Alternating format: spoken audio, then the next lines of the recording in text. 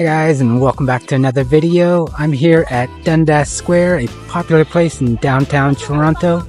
Always busy. It's midday on a morning, so it's going to be a little extra busy today.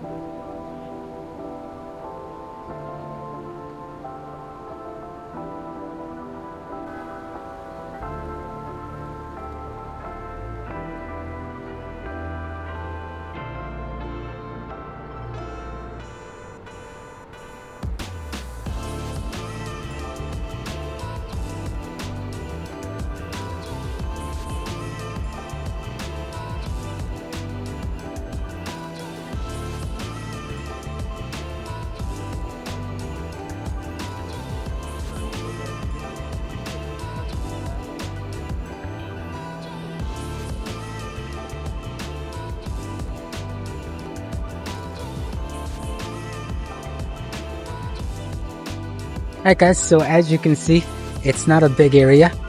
It's a lot of people call it like a baby Times Square, or Canadian Times Square. A lot smaller.